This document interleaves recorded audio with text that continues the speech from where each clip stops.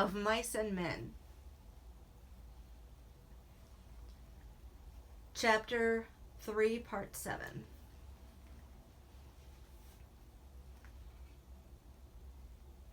Slim said, "Carlson, you get the candy wagon hitched up."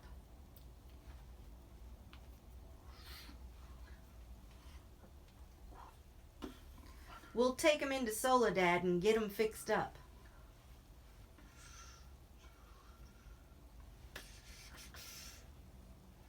Carlson hurried out.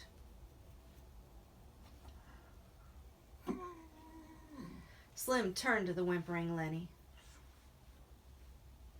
"It ain't your fault," he said. "This punk sure had it coming to him, but good grief, he ain't hardly got no hand left."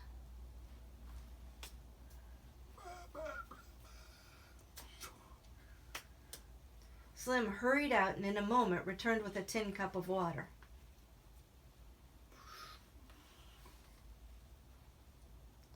He held it to Curly's lips.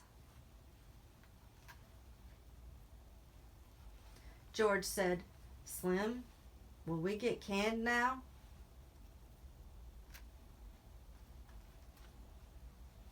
"We need the steak. Will Curly's old man can us now?" Slim smiled wryly. He knelt down beside Curly.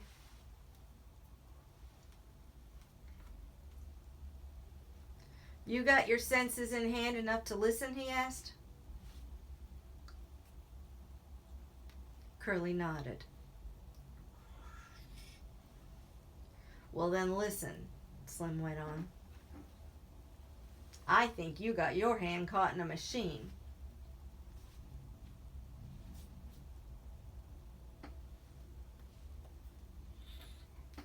If you don't tell nobody what happened, we ain't gonna.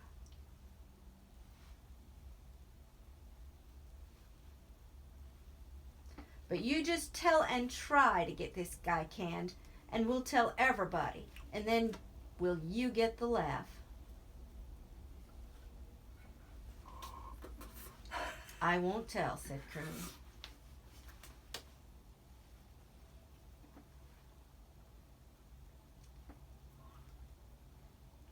He avoided looking at Lenny. Buggy wheels sounded outside.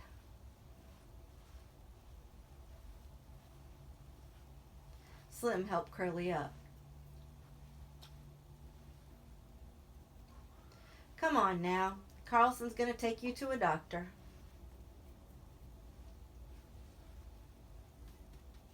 He helped Curly out the door.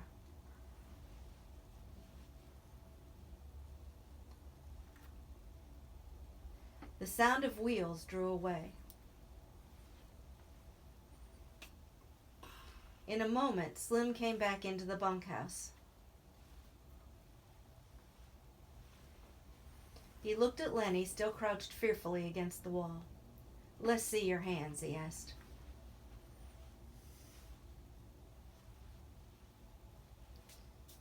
Lenny stuck out his hands. "Good grief, I hate to have you mad at me," Slim said. George broke in. "Lenny was just scared," he explained. "He didn't know what to do. I told you nobody ought never to fight him." "No, I guess it was Candy I told." Candy nodded solemnly. "That's just what you done," he said. "Right this morning when Curly first lit into your friend, you says, he better not fool with Lenny if he knows what's good for him. That's just what you says to me."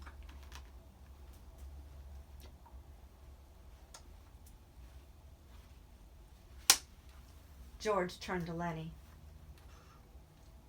"It ain't your fault," he said. "You don't need to be scared no more. You just done what I told you to." Maybe you better go in the washroom and clean up your face. You look like heck.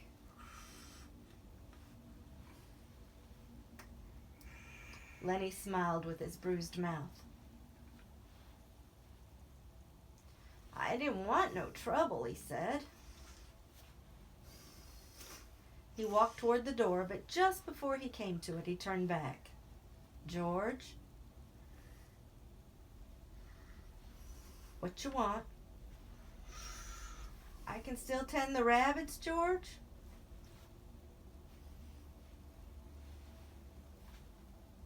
Sure, you ain't done nothing wrong.